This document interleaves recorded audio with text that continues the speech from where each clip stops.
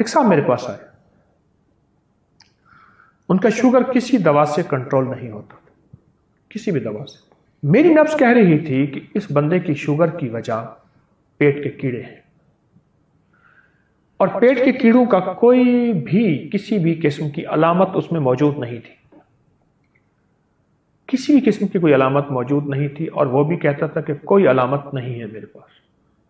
لیکن میری تشخیص تھی، غلط بھی ہو سکتی تشخیص، مجھے اپنی تشخیص کا دعویٰ تو نہیں ہے، کہ اس کو پیٹ کے کیڑے ہیں۔ میں نے اسے دن میں 4-5 بار ناریل کا شیک پلانا شروع کیا۔ میں نے کہا یہ پئیں اور گھونٹ گھونٹ کر کے پئیں، کیونکہ ناریل جہاں اور بہت سی بیماریوں کا شافی اور کافی علاج ہے، وہاں پیٹ کے کیڑے اس کے لیے بہت بہترین چیز ہے۔ چند ہی دنوں کے بعد وہ صاحب مجھ سے کہنے لگے کہ میری حاجت میں، پخانے میں کیڑے نکلنا شروع ہو گئے۔ وہ حیران ہوا، کہا میں نے پہلے سمجھا کہ شاید ناریل کے ٹکڑے نکل رہے ہیں، لیکن وہ حرکت کر رہے تھے۔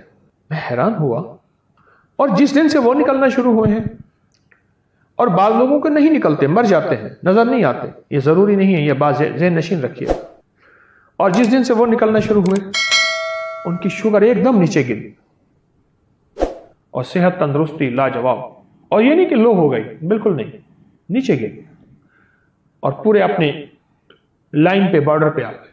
اس